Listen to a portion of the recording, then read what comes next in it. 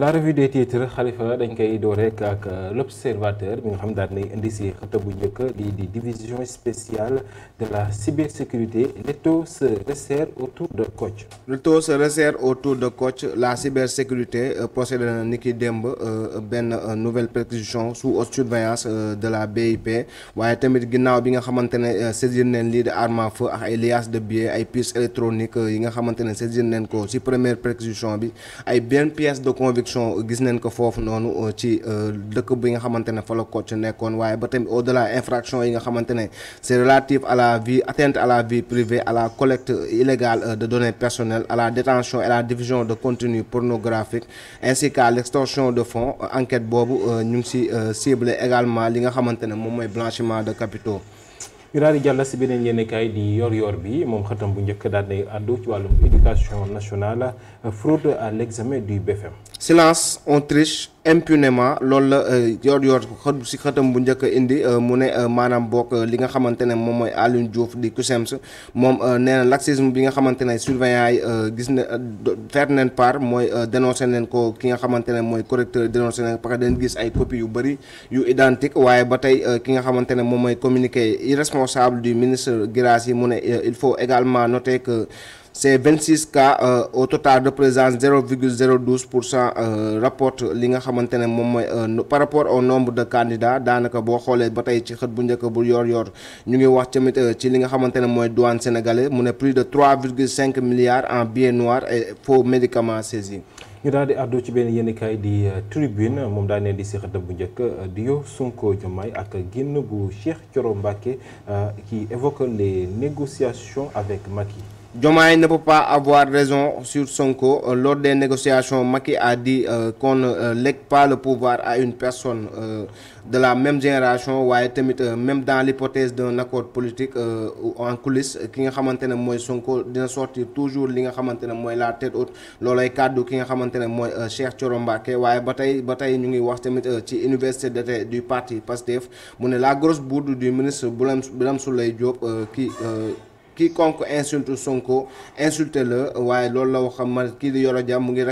recadrer ki nga xamante ne mooy ministre boobu la mu ne défendre l'insulte dans une université barbarie loolu la ki nga xamante ne mooy Yoro Dia jàppee loolu waaye Seydi Gassama ba tey àdduna ci mbir mi mu ne c'est vraiment dommage et ça va créer de l'anarchie dans le pays ba tey ki nga xamante ne moom mooy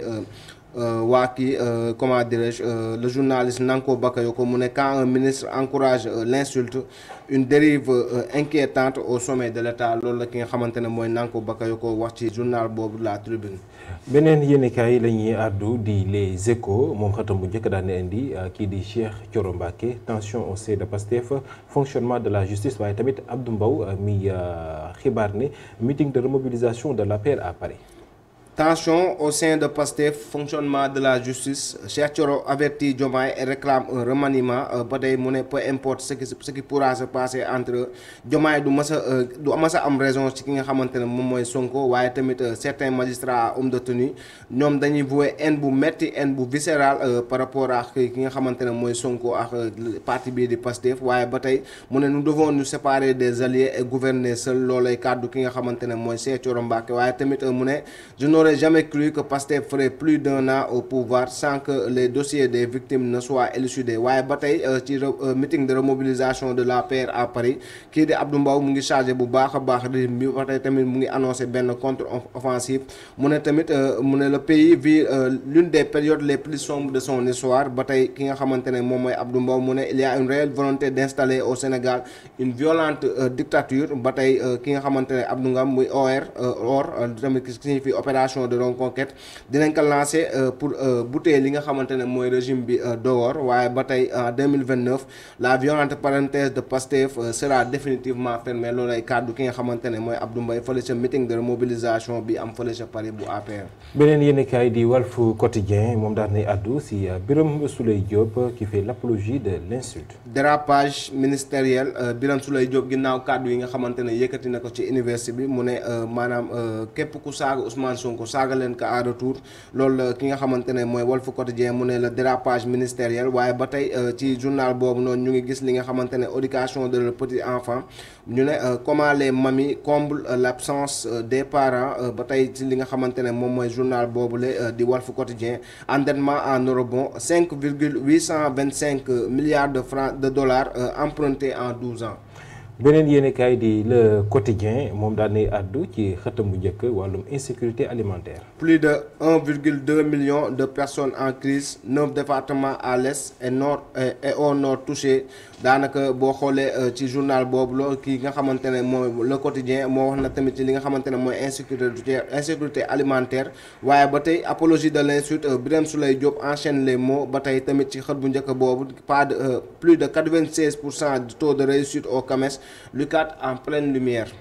beneen yéenekaay dañuy àddu di Source A xëtam bu njëkk indiwaat na coowal Birame Souleye Diop quiconque insulte Ousmane Sonko insulté la. Insulter ceux qui insultent Sonko et Diomaye la doctrine de Birame Souleye Diop daanaka boo xoolee ci journal boobu à l'université Gaston Berger kii di Birame Souleye Diop mu ngi ne œil pour œil dent pour dent waaye tamit gasa bi ba tey mu ngi actualité waaye tamit li nga xam képp ko xam ne dafa saaga Ousmane Sonko saaga leen ko en retour waaye tamit mu ne quiconque tamit insulte le président de la République saaga leen ko tamit en retour waaye tamit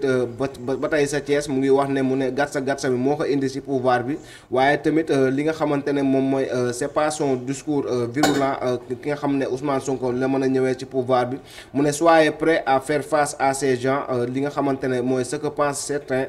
partant du modèle d'exemple que nous intéresse peu loolu la ki nga xamante ne moom mooy Birame Souleye Diop wax waaye tamit Seydi Gassama àdduna ci mbir mi mu ne venger l'insulte par l'insulte ne peut créer l'anarchie et même troubler l'ordre public waaye docteur Yoro Dia àdduna tamit ci mbir mi mu ne si la lumière était la loi il n'aurait pas incendié UCAD comme les Mongols les bibliothèques de Bagdad loolu la ki nga xamante ne mooy Yoro Dia wax waaye tamit même Akhenaton mi nga xamante ne si ñoom la bokk nee na Birame Souleye Diop est une catastrophe il doit garder le silence kii di Babacar Justin Mbengue bu gëm sa bopp na parti boobu di mouvement Bougane mu ne quand le ministre du gaz s'empare d'une allumette la République vacille. ñu daal di àddu ci Libération moom ci beneen coow la àddu di wàllum fisc bi dox ci diggante Woodside ak état bu Sénégal. Transmission de conclusions additionnelles au tribunal le fisc accable Woodside les impôts versent une nouvelle pièce maîtresse dans le dossier et anéantissent la défense de Woodside le dossier appelé à la barre ce 17 juillet finalement renvoyé au 18 septembre waaye tamit en plus des 41,467 milliards de francs CFA. Les impôts réclament tamit des dommages et intérêts pour des procédures abusives et dilatoires. ñu daal di àddu ci Le Soleil moom daal dinay àddu ci visite bu président amaloon si quartier yi nga xam ni armée bu France daal dina ko doon utiliser. Le Sénégal reprend ses quartiers loolu ki nga xamante ne mooy journal bi Soleil indi ci xëtam bu njëkk mu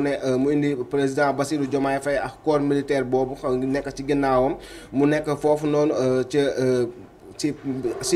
ci bâtiment yi nga xamante ne armée française doon na ko occupé waaye tamit ba tey ci xët bu njëkk boobu mu ngi wax tamit ci li nga xamante ne moom mooy moissonneuse tracteur unité de stockage de fortes annonces du docteur Mabouba Diagne au producteur de la vallée waaye ba tey ñi nga xamante ne gaynde yu jigéen ñi le rêve des lions se brise en quart de finale ba tey tamit ci xët bu njëkk boobu mu ngi wax sport tamit mu ne finale coupe du Sénégal Jaraaf génération foot les Grenats privent les verts et blancs du doublé ba tey Siteu kii di Siteu daan na ki nga xamante ne mooy Balla Gaye ci xët bu njëkk boobu la. Point Actu xëtam bu njëkk daan nay àddu ci forum de Bignona ak Waly Diouf Bodian qui persiste et signe. Waly Diouf Bodian persiste et signe quand pour rendre justice à nos martyrs il faut judiciariser le mandat waaye tamit di nga xamante ne mooy Macky Sall dafa raflé dafa rey dafa emprisonné ay sénégalais yu bëri waaye tamit nous avons conquis le pouvoir au prix de nos vies nous devons le gérer au prix de nos vies loolay kàddu ki nga xamante ne mooy Waly Diouf Bodian di directeur général bu port autonome de Dakar waaye tamit mu ne magistrat yi nga xamante ne dañ permettre de reconnaître li nga xamante ne mooy innocence des interpellés avant de leur demander ce qu'ils faisaient dans le véhicule de Ousmane Sonko et de les faire arrêter waaye tamit ki nga xamante ne moom mooy Waly Diouf Bodiang ba tey mu ngi wax mu ne nous sommes sur la réduction des comptes financiers. Le plus important reste toutefois la réduction des comptes criminels. Pour moi les Koulouna il faut les couler loolu la ki nga xamante ne moom mooy Waly Diouf Bodiang ci wax ci xët bu njëkk boobu noonu di le point actu waaye tamit ba tey ci préparatif Magali Touba yi président du comité d'organisation Serigne Bassirou Abdou Khadre mobilise les troupes. Le porte-parole de Touba insiste sur l'importance de l'événement. Les ndigal du khalife, un pôle d'experts choisi par le khalife pour accompagner le comité à travers des études dans différents domaines. L'interdiction aux enfants de moins de 18 ans de conduire des charrettes. ñu daal di àddu ci laas moom xatam bu njëkk daan na dellu siwaat si kaddu yi nga xam ne ministre bu pétrole ak bu gaz Birame Souleye Diop daan na ko yëkkati. Birame Souleye harangue les jeunes de Pastef celui qui insulte Sonko insultez-le loolu la kaddu yi nga xamante ne mooy Birame Souleye Diop wax ci xët bu njëkk bu laas yéen kaay waaye ba tey ci laas mu ngi wax ci coopération dans le domaine de la pêche. Docteur Fatou Diouf décroche un accord historique avec la DE de Guinée. ñu daal di àddu ci enquête moom daal nay àdduwaat ci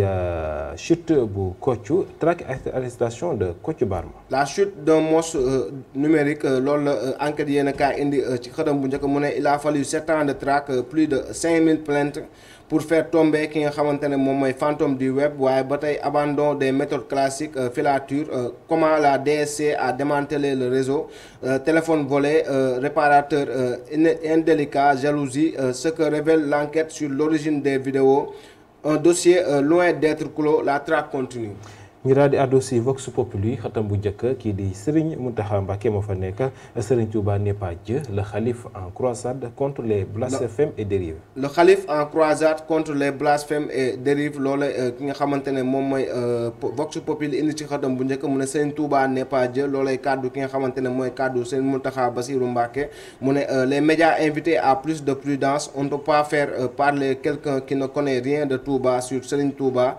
les moins de 18 ans interdits de conduire des charrettes, les Baye Fall font et la police appelée à faire appliquer cette mesure. Mise en garde contre l'occupation de l'espace réservé à la corniche 120 mètres de Touba. Le long rappel du sens du grand Magal de Touba waaye ba tey opposition politique Cheikh Serigne Mbacké Ndiaye et compagnie lance le plateforme Ensemble pour le Sénégal. Il se veut un cadre d'opposition ferme mais républicaine. Il s'engage à dénoncer et à combattre li nga xamante ne moom mooy errement yi nga xamante ne régime bi nota nañ ko ci régime bi waaye tamit dina soutenir bu baax a baax toute initiative du gouvernement qu'elle jugera bénéfique pour le pays. ñu daal di àddu ci Sud du Quotidien moom mi ngi àddu ci wàllum koom-koom ak jafe-jafe yi nga xam ne Sénégal mi ngi koy dund.